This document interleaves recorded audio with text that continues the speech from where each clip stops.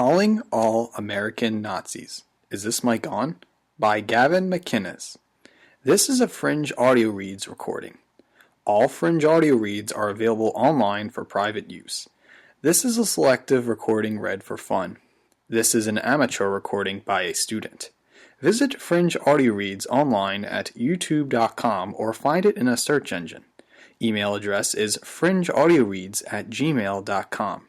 Reading by George Skoda. This article is from Tacky's magazine. Please go to www.tackymag.com and read this article because the writers get paid from the traffic on the website, not here. That's www.tackymag.com and bookmark the page while you're at it. Writers need your support. Calling All American Nazis. Is This Mic On? By Gavin McInnes. Black church rifle owner of KKK store, read the AP headline on Tuesday.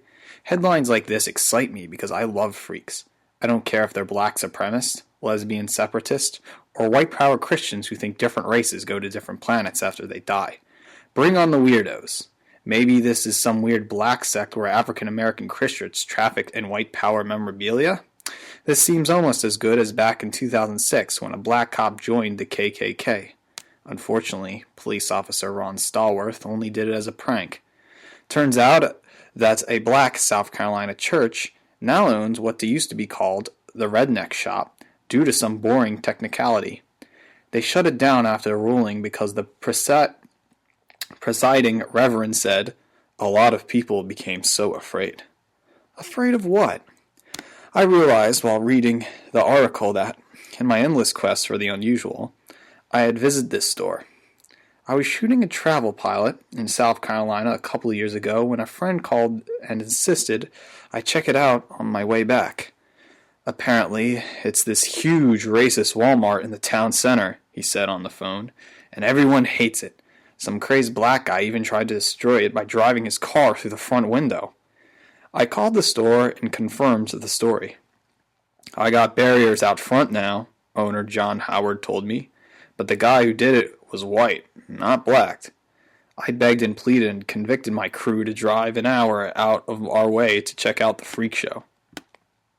It took a bit of wandering to find the store, but when we finally got there, we saw it was a 15 by 20 foot room with a pile of t-shirt iron-ons lying in the corner, some stickers under a glass counter, and stacks of badges randomly scattered all over the place.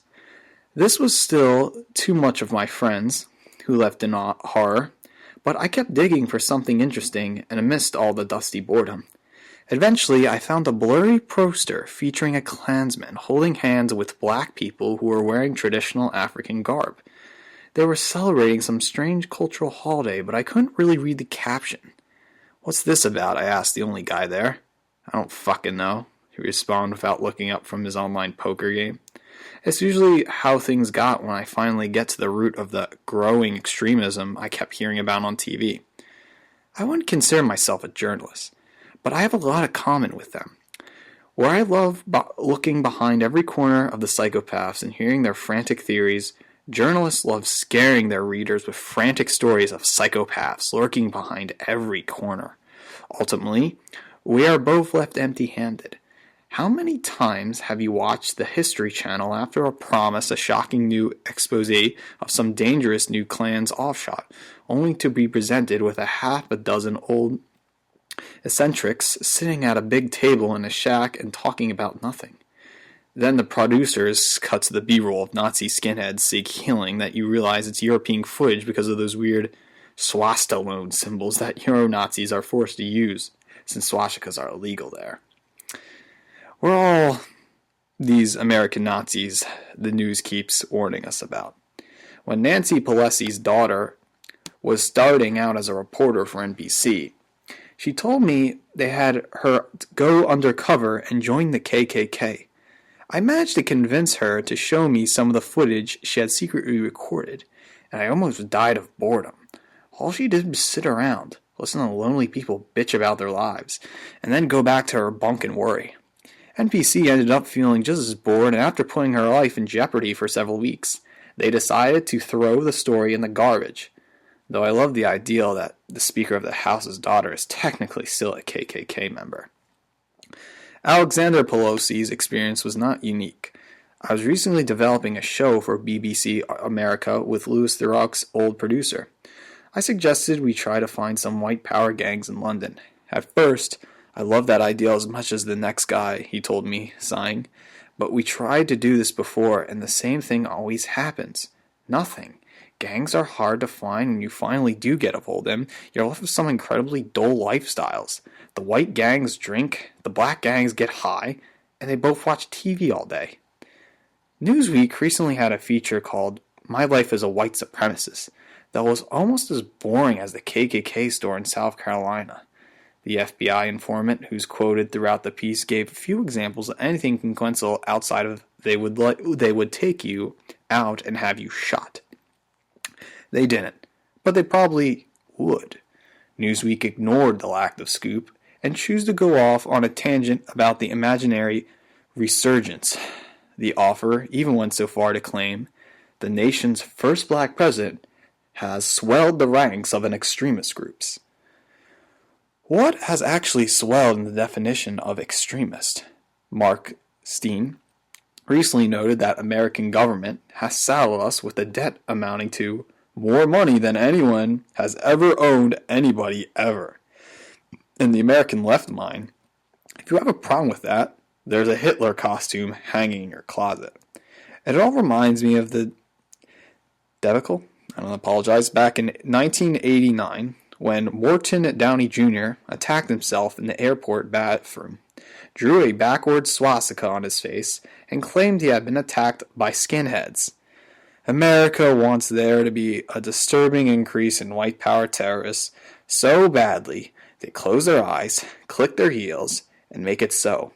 Real-life terrorists, such as the ones who want to blow themselves up for Allah, are just too, real.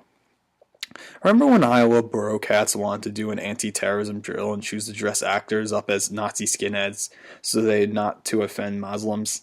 Skinheads decided they could be offended too and protested until the drill was shut down.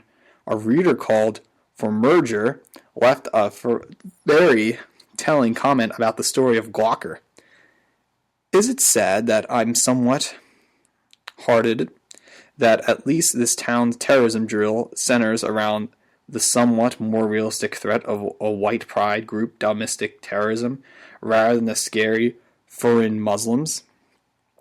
Yeah, it's sad, you fool. Timothy McVeigh killed 168 people. September 11th killed around 3,000.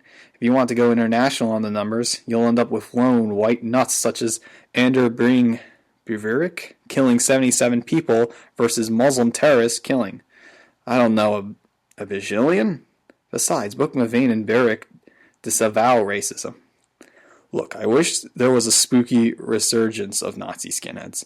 I fought the tiny handful that existed in the 80s when they were at the peak, and it was exhilarating and it was terrifying. I'm too old to repeat the particular lifestyle, but I still love documenting the bizarre. Unfortunately, the demand for colorful bad guys, or actually very pale bad guys, simply does not meet the supply. And the growing resurgence of American white power groups is what always been, a dying myth that somehow refuses to die.